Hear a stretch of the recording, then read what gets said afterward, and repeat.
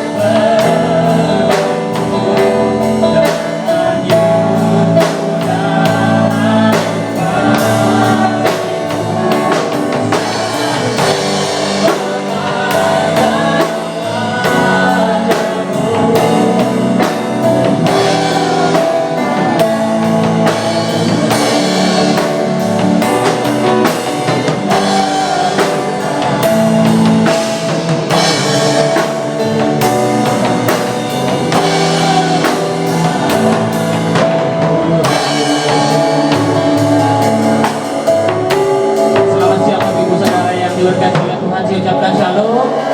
Haleluya. Saya bersuka cita sekali bisa bersama-sama dengan Bapak Ibu Saudara pada siang hari ini. Saya mengajak kita semua untuk dengan segenap hati datang kepada Tuhan, menaikkan ucapan syukur kita. Sebab Dia baik bagi kita semua, Bapak Saudara. Amin. Haleluya. Mari kita berdoa bersama-sama. Kami bersyukur Tuhan, kami nyatakan Engkaulah dambaan hati kami, Tuhan. Engkaulah segala-galanya dalam hidup kami, Tuhan. Kami tahu bahwa kami tidak dapat hidup tanpa Engkau. 100% hidup kami bergantung pada Engkau ya Tuhan Yesus. Oleh sebab itu, siang hari ini kami bersyukur buat setiap kebaikan yang Kau nyatakan dan Kau kerjakan dalam hidup kami, Tuhan. Kami naikkan penyembahan kami, pengagungan kami, Bapa Engkau yang layak menerimanya siang hari ini. Haleluya. Amin. Mari nyatakan kerinduan kita kepada Tuhan bersama-sama. Ku rindu Kau Tuhan, lebih dari segalanya.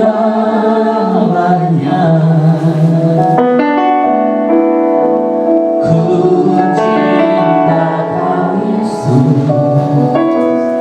Kau dambaan hatiku. Ku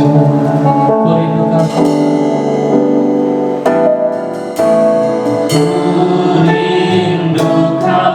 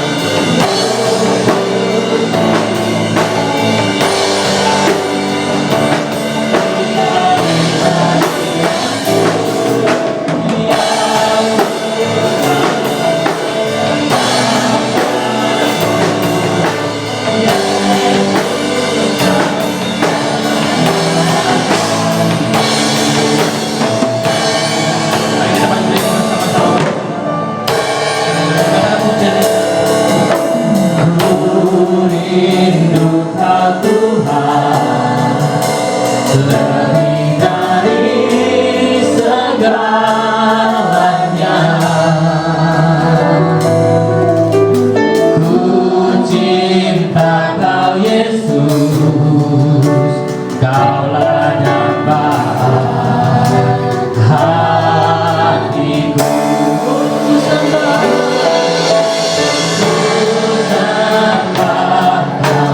ku pujikan selamanya tinggal di hadiratku, yang ku mau menyenangkanmu.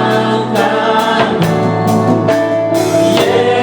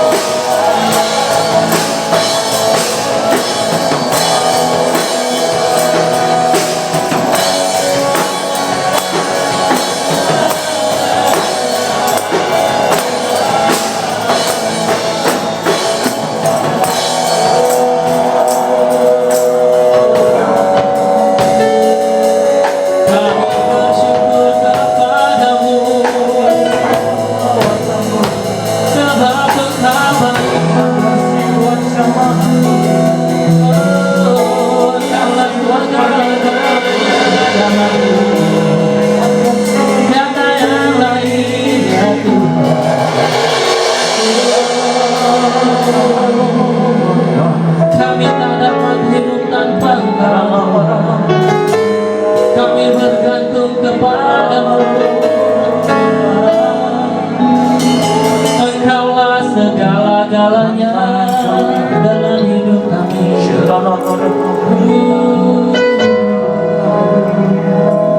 Oleh sebab itu kami mau selalu bersyukur kepada-Mu.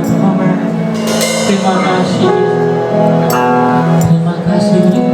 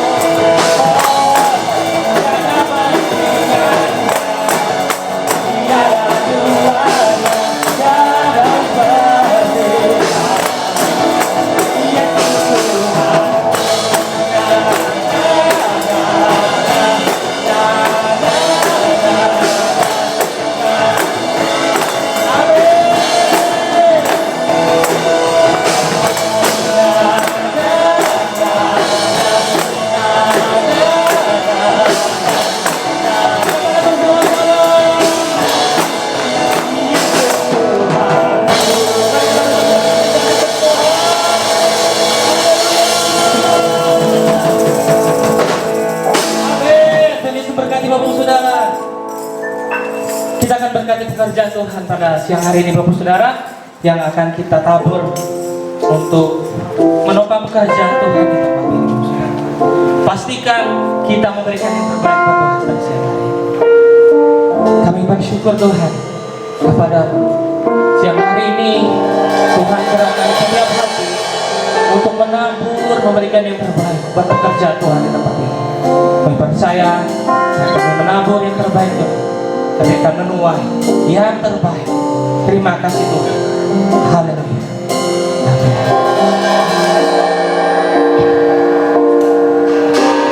Apapun yang terjadi dalam hidup ini, tak pernah ku ragukan kasih-Mu Tuhan. Lewat dunia ini, tak pernah ku ragukan janji-Mu Tuhan. Kau berfirman dan sembuhkanku, Kau bersabda dan selamatkanku. Tiada yang mustahil bagimu, Yesus, ku percaya padamu. Oh, katakan apapun yang terjadi dalam hidupku ini, tak pernah meragukan kasih-Mu Tuhan. Lewat gunung yang tinggi, dalam lembah yang curam, tak pernah ku ragukan janji-Mu.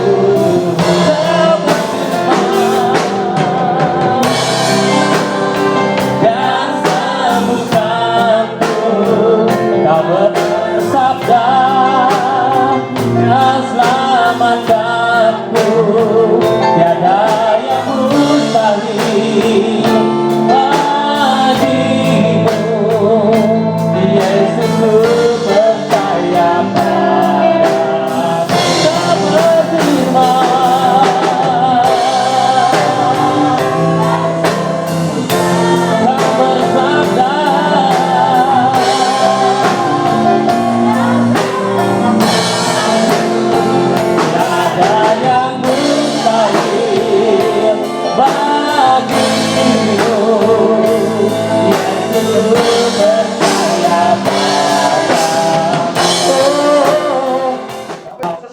dalam Tuhan. Tema untuk kita di siang hari ini, Kristus adalah perantara dari perjanjian baru. Bapak Ibu Saudara yang dikasih dalam Tuhan, pasti kita sudah pernah mendengar ada pepatah banyak jalan menuju Roma, betul ya? Itu mungkin kita membaca, bahkan mungkin kita juga sudah mengatakannya. Banyak jalan menuju Roma. Arti kata pepatah ini, banyak cara untuk kita menyelesaikan masalah. Banyak hal yang bisa kita lakukan untuk mencapai satu tujuan. Tetapi pepatah banyak jalan menuju Roma tidak berlaku untuk masalah dosa. Sekali lagi ya, banyak jalan menuju Roma itu tidak berlaku untuk menyelesaikan masalah dosa manusia. Menyelesaikan masalah dosa manusia tidak bisa dilakukan dengan perbuatan baik. Menyelesaikan masalah dosa manusia tidak bisa dilakukan kita hanya pergi ke gereja. Masalah dosa tidak bisa dilakukan hanya dengan memberikan persembahan kepada Tuhan. Masalah dosa hanya bisa diselesaikan oleh karya Tuhan dalam hidup kita. Bapak Ibu Saudara yang dikasih dalam Tuhan, jelas sekali dalam Yohanes pasal 14 ayat 6, Yesus berkata, Akulah jalan, kebenaran, dan hidup. Tidak ada seorang pun yang datang kepada Bapa kalau tidak melalui. Jadi ini satu penegasan dari Tuhan Ini satu ketegasan yang Yesus nyatakan bahwa tidak ada jalan lain untuk kita beroleh hidup. Bapak Ibu Saudara dikasih dalam Tuhan, dari teks firman Tuhan ini ada 3 bukti kalau Yesus itu menjadi pengantara dalam hidup kita. Yang pertama, ayat 11 dan 12. Tetapi Kristus telah datang sebagai imam besar untuk hal-hal yang baik yang akan datang. Ia telah melintasi kemah yang lebih besar dan yang lebih sempurna, yang bukan dibuat oleh tangan manusia, artinya yang tidak termasuk cipta ini. Dan ia telah masuk satu kali untuk selama-lamanya.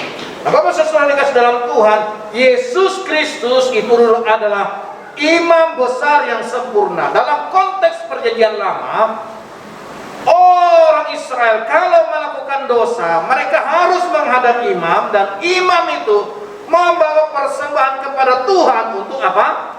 Pengampunan dosa. Dan imam besar itu juga dia memiliki dosa. Jadi dia tidak sempurna, tetapi Kristus itu sempurna, sehingga dia menjadi perantara, menjadi petunjuk untuk kita apa? Memperoleh kehidupan yang kekal, untuk memperoleh berkat Tuhan, untuk memperoleh janji-janji Tuhan. Kalau kita lihat mengapa dikatakan Yesus adalah imam besar yang sempurna, kalau kita lihat dalam Ibrani pasal 4 ayat yang ke-15, karena di sana dikatakan Yesus itu mengerti kelemahan umat. Yesus itu memahami kelemahan umatnya. Jadi dia bukan hanya tegas, disiplin, sungguh mempertahankan kesucian, menekankan kesucian, tetapi juga Yesus itu mengerti kelemahan umatnya. Kalau mengerti kelemahan, berarti dia peduli dengan kita. Kalau dia mengerti, dia tahu solusinya untuk kita. Bapak Ibu saudara-saudara yang dikasih dalam Tuhan, kalau Bapak Ibu sakit kepala, Bapak Ibu tahu nggak obatnya?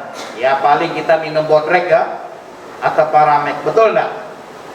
Tapi obat yang benar-benar benar, atau obat yang seharusnya kalau diberikan oleh dokter, pasti dia tahu. Mungkin kita sakit kepala oleh karena mah kita, mungkin kita sakit kepala oleh karena tekanan kita, mungkin kita sakit kepala oleh karena kolesterol. Pasti dokter tahu masalahnya, dan dia akan memberikan obat yang sangat tepat untuk kita, karena dia memahami, mengerti. Nah demikian juga dengan kita. Mengapa Yesus dikatakan sebagai imam besar yang sempurna? Karena dia mengerti kelemahan kita, dia mengerti penderitaan kita, dia mengerti kesusahan kita. Kalau dimengerti itu enak ya, betul ya? Bapak Ibu kalau kita ketemu orang dan ngomongnya nyambung itu enak sekali kan? Tapi kalau ngomongnya nggak nyambung, enak nggak kita mau komunikasi? Nggak enak.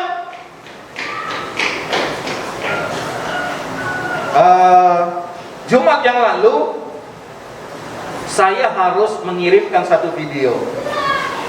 Lalu karena saya sudah di bandara, jadi saya minta petunjuk dari anak saya. Harus diakui ya, orang tua sekarang kalau hal teknologi itu rada-rada lambat daripada anak-anak ya. Jadi saya mintalah anak saya, tolonglah bagaimana video ini, bagaimana cara mengirimnya, bagaimana ini. Dia nuntun saya. Aduh, maklum yang sudah mulai lemot pikiran nih. Dia nuntun tuh bukan saya makin mengerti, makin bingung.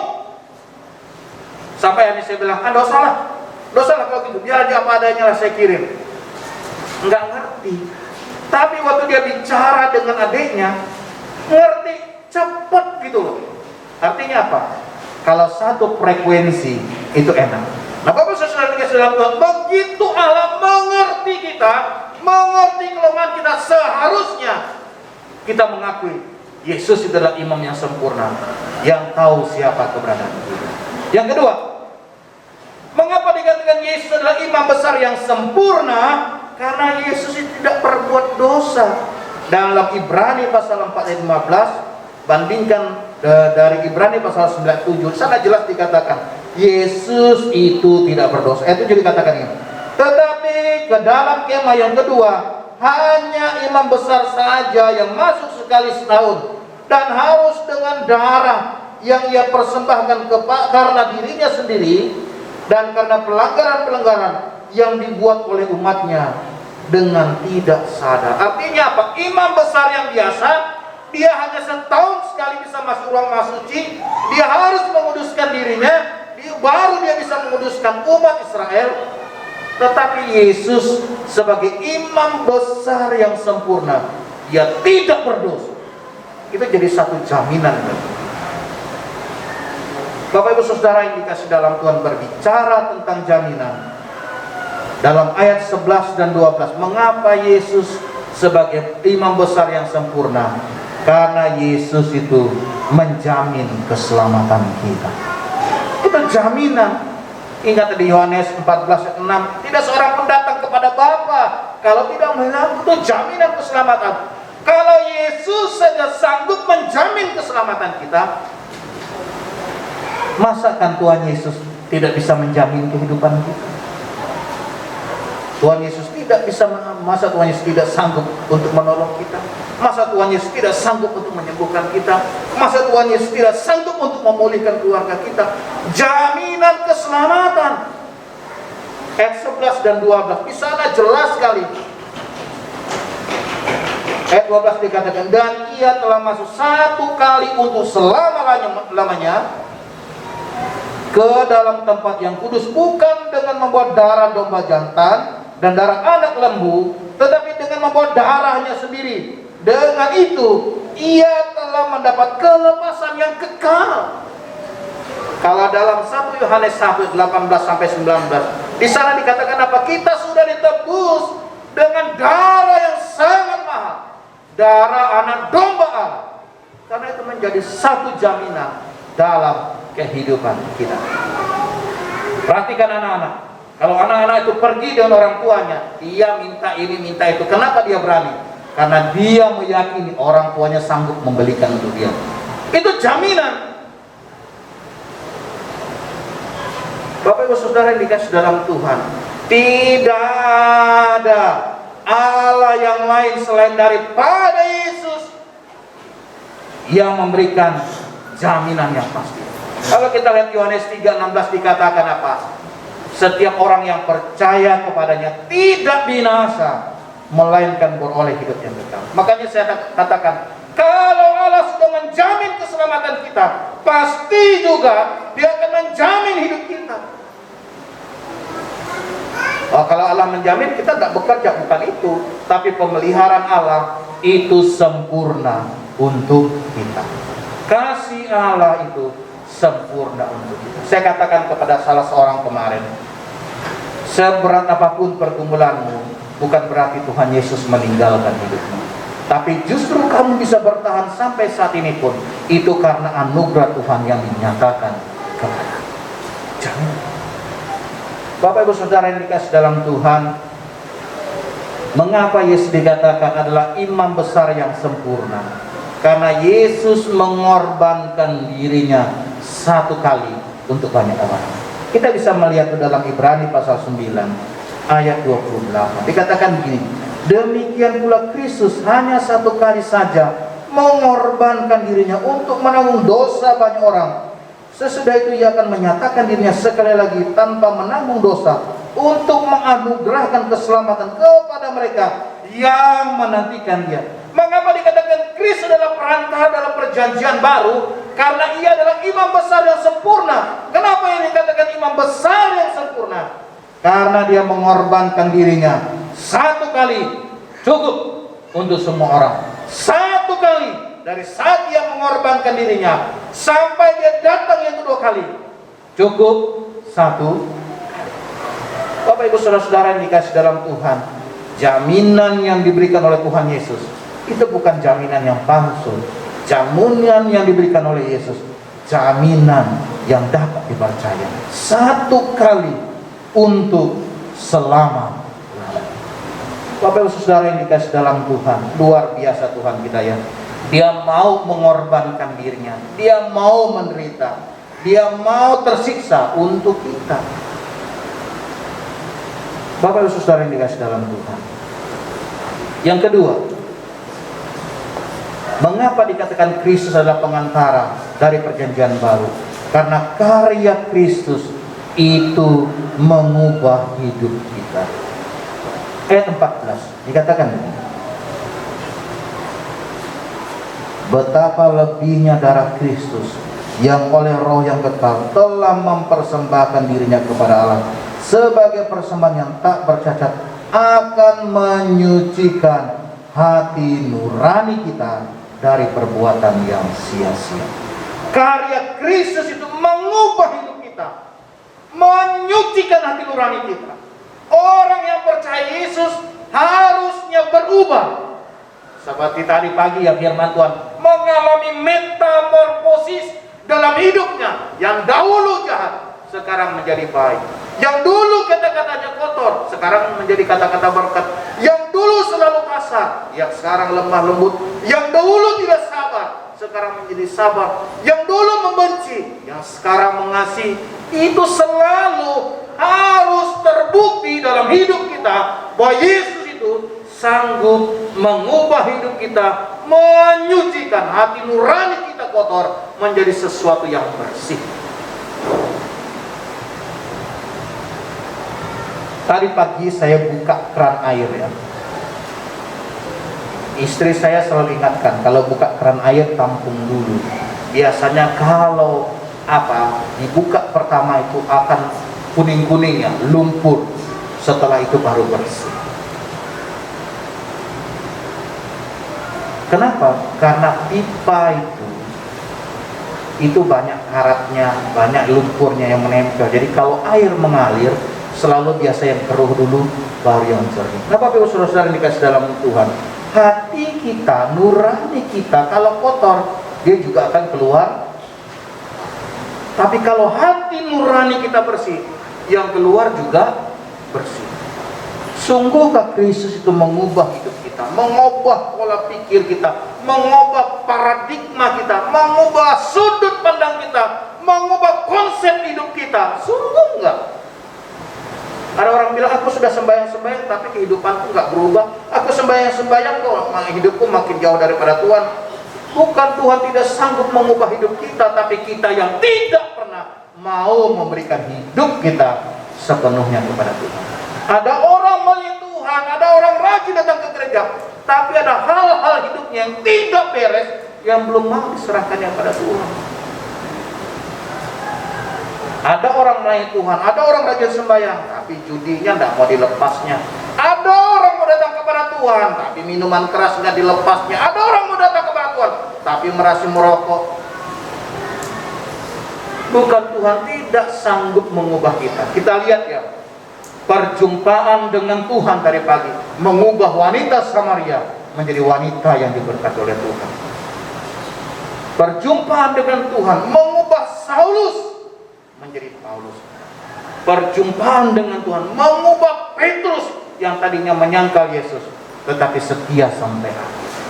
Bapak Ibu Saudara yang dikasih dalam Tuhan, karya Yesus itu seharusnya mengubah kehidupan kita. Nama tidak berubah, kita tidak berubah, tapi karakter hidup kita berubah. Kalau orang Kristen karakternya belum berubah, menjadi pertanyaan, sudahkah karya Yesus itu mengubah hidup? Bapak Ibu Saudara yang dikasih dalam Tuhan, dikatakan apa?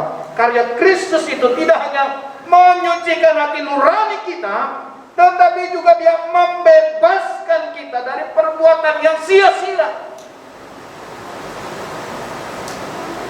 Dari perbuatan yang sia-sia. Saya melihat ya, orang yang minum minuman keras, dia tahu nggak itu berbahaya? Tahu. Betul kan? Dia tahu nggak itu bisa mengganggu kesehatannya? Tahu. Kenapa itu tidak bisa dia tinggalkan? Karena dia masih terikat di situ. Saya ingat waktu kecil saya suka mancing ya. Jadi kalau mancing itu, kalau kail itu ditarik ikan akan saya tarik begitu. Wah, ikan itu kan kemana-mana ya, kemana-mana. Tapi karena sudah terikat oleh pancing, dia akan tetap terikat. Hidup kita juga begitu. Kita bisa sepertinya melakukan banyak hal, tapi kalau itu masih mengikat kita, karya Kristuslah yang dapat mengubah hidup kita. Kenapa karya Kristus dapat mengubah hidup kita? Karena Dia yang menciptakan kita, karena Dia yang membentuk kita. Makanya Dia sanggup mengubah kita. Bukan berarti orang yang diam-diam itu tidak keras loh. Ada orang diam sekali dia bilang tidak, enggak. Apapun yang kita bikin, enggak akan berpengaruh. Katanya sekali tidak. Hanya firman Tuhan yang dapat mengubah hati yang keras. Hanya firman Tuhan yang dapat mengubah karakter yang jelek. Hanya firman Tuhan yang dapat mengubah seluruh kehidupan kita. Karena apa? Karya Kristus itu mengubah hidup kita. Karya Kristus itu mengubah hidup kita. Bapak Ibu Saudara yang dikasih dalam Tuhan, banyak kita seringkali tidak dapat berubah, bukan karena Yesus tidak sanggup. Sekali lagi saya katakan, seringkali saya katakan itu, bukan Kristus tidak sanggup mengubah kita, tetapi kita yang tidak mau diubahkan. Yesus itu adalah perantara dalam perjanjian baru, karena Dia imam yang sempurna. Yesus itu menjadi perantara, karena karya Yesus itu mengubah seluruh kehidupan kita yang jahat menjadi baik. Kalau saudara yang dikasih dalam Tuhan, masing-masing kita bila dijamah oleh Tuhan selalu akan mengalami perubahan. Ada enggak proses? Ada. Metamorfosis itu ada perubahan loh, ada proses. Telur, ulat, kepompong dan kupu-kupu. Kan semua ada proses. Kita pun ada proses. Tetapi kita menyerahkan hidup kita bukan hanya bergantung kepada proses, tapi bergantung kepada kehendak Tuhan. Bapak-Ibu Saudara yang dikasih dalam Tuhan, yang ketiga, karya Yesus itu memulihkan hubungan kita dengan Allah. Ayat yang ke-14 dikatakan begini: betapa lebihnya darah Kristus yang oleh Roh yang kekal telah mempersembahkan dirinya sendiri kepada Allah sebagai persembahan yang tidak bercacat, akan menyucikan hati nurani kita dan perbuatan-perbuatan dari perbuatan yang sia-sia, supaya kita dapat beribadah kepada Allah yang hidup. Bapak Ibu Saudara yang dikasih dalam Tuhan, karya keselamatan itu memulihkan relasi kita dengan Allah. Bisa kita menyembah Allah, berani kita datang kepada Allah, berani kita beribadah kepada Allah. Kalau kita belum dipulihkan oleh Allah, kita tidak akan mungkin dapat menyembah Tuhan. Mulut kita mungkin menyembah Tuhan, tapi persembahan dan penyembahan kita belum tentu layak di hadapan Tuhan. Kita harus selalu dipulihkan oleh Allah. Itu Roma 3:23 ya. Semua manusia telah berdosa dan telah kehilangan kemuliaan Allah. Siapapun dia harus mengalami pemulihan hubungan kita dengan Allah. Kalau Bapak Ibu lagi bertengkar dengan seseorang, setelah bertengkar, kalau mau ngomong lagi ada batasan nggak rasanya? Pasti ada batasan. Kalau orang itu mengecewakan kita mau mulai lagi pasti ada batasan, betul ya? Kalau mungkin kita berselisih dengan orang, mau mulai lagi ada batasan, dan batasan itu harus dibuang. Kalau batasan itu sudah dibuang, akan muncul lagi, akan terbangun kembali komunikasi yang baru. Demikian juga kita dengan Allah.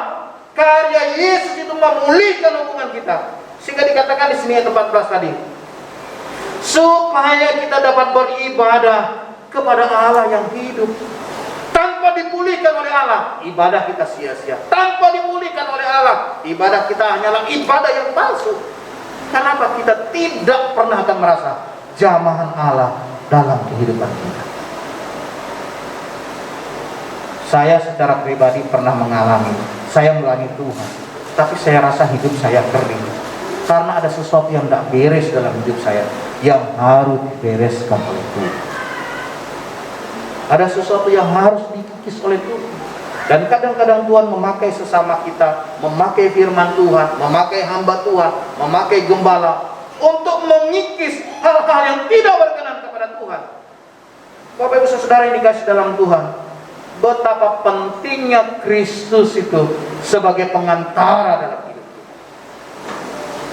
Kalau dalam Yohanes pasal 15 ayat 5 dikatakan, di luar aku kamu tidak bisa berbuat. Nggak bisa. Nggak bisa. Kita hanya memerlukan anugerah Tuhan. Bapak Ibu Saudara yang dikasih dalam Tuhan, saya akan menutup firman Tuhan ini dengan satu kesimpulan. Mengapa Kristus itu menjadi perantara yang begitu penting dalam kehidupan kita? Karena Yesus itu yang pertama adalah imam yang sempurna. Yang kedua, karena karya Yesus itu mengubah hidup kita. Dan yang ketiga, karena karya Yesus itu memulihkan hubungan kita dengan Allah.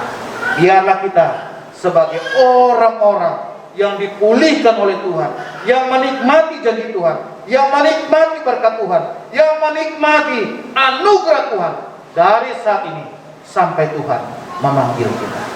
Biarlah firman Tuhan ini memberkati kehidupan kita.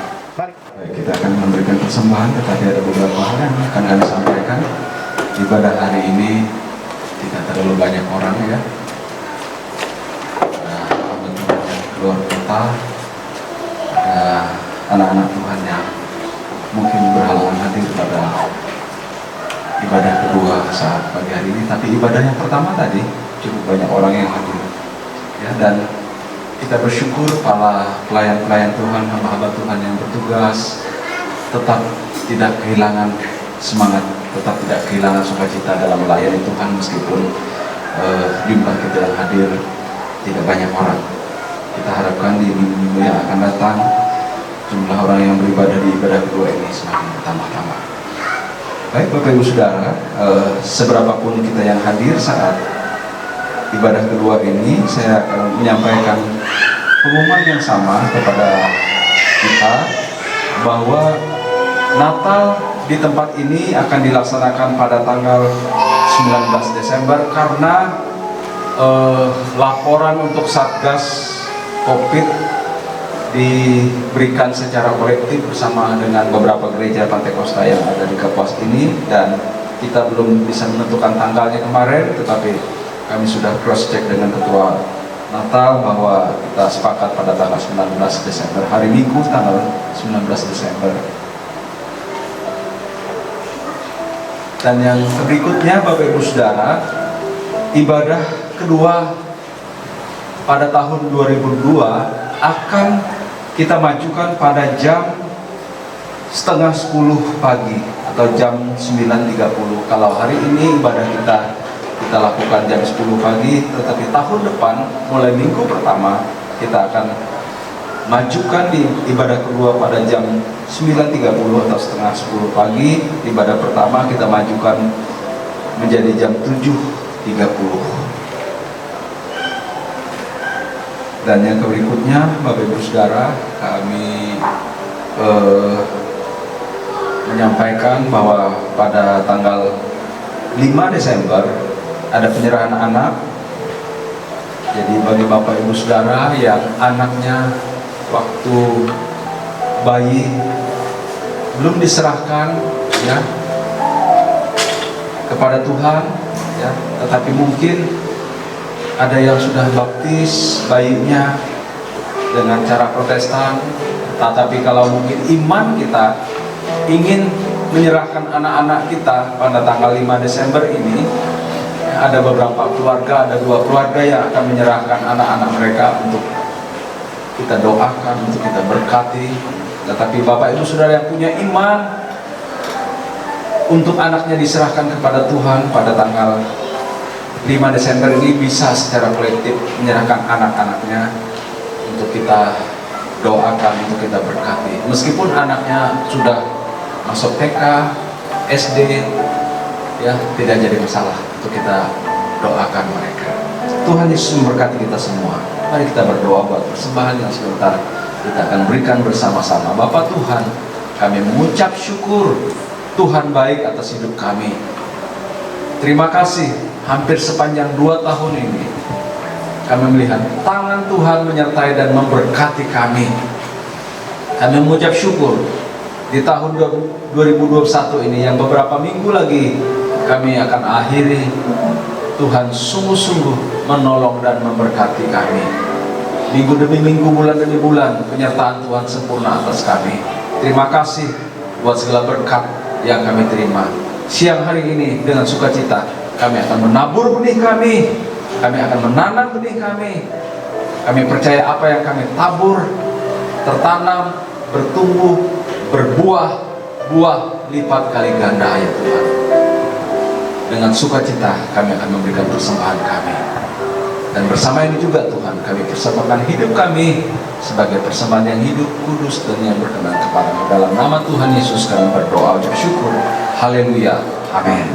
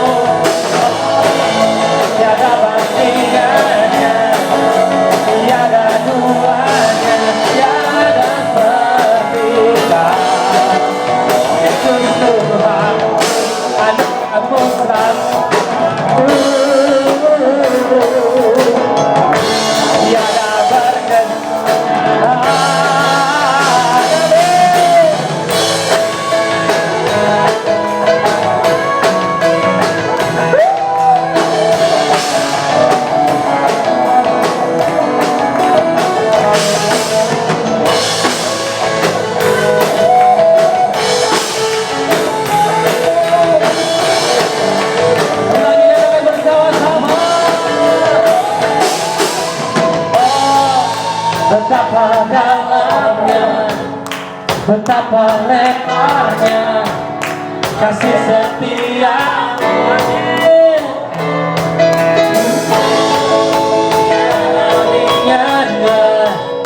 tiada duanya, tiada seperti kau. Oh, oh, oh, betapa dalamnya, betapa lebarnya kasih setiamu.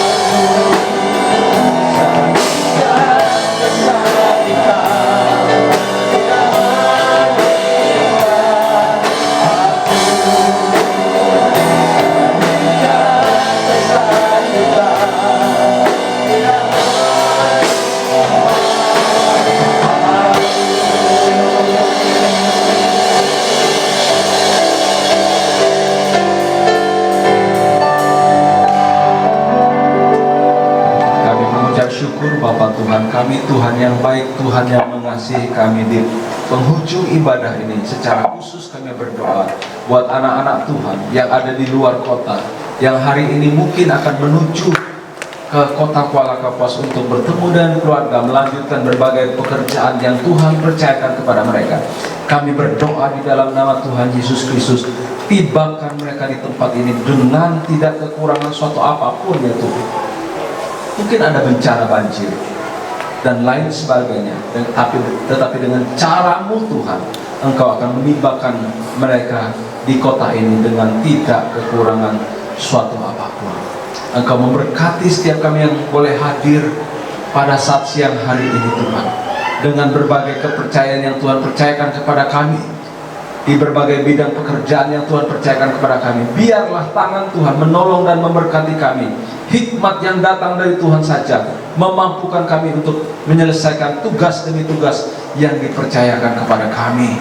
Terima kasih Bapa, terima kasih Tuhan, Engkau memberkati kami sepanjang minggu ini. Kami percaya tangan Tuhan menjaga dan melindungi keluarga kami, anak-anak kami, keluar masuk kami. Berkat-berkat Tuhan yang spesial diturunkan atas kami sepanjang minggu ini. Juga Tuhan memberkati setiap orang-orang yang ambil bagian dalam melayani pekerjaan-Mu pada hari ini.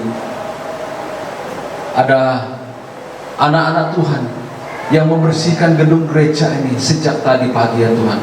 Apapun jenis pelayanan kami hari ini, biar tangan Tuhan memberkati kami semua. Sebentar Tuhan, kami akan berpisah satu dan yang lain. Kami percaya anugerah dan berkat-Mu menyertai kami sekalian. Angkat kedua tangan kita tinggi-tinggi di hadapan Tuhan, tanda kita membuka hati kita untuk siap terima berkat yang datangnya dari Tuhan. Tangan-tangan yang terangkat.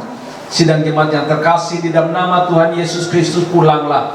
Kiranya berkat yang datangnya dari Allah Bapa di dalam nama Tuhan Yesus Kristus serta persekutuan dengan Roh Kudus menyertai, memimpin, memberikan anugerah berkat limpah-limpah hari ini sampai Maranatha. Dalam nama Tuhan Yesus Kristus kami berdoa dan mengucap syukur, percaya diberkati dan ditolong Tuhan. Mari berkata dengan iman bersama kami, amin.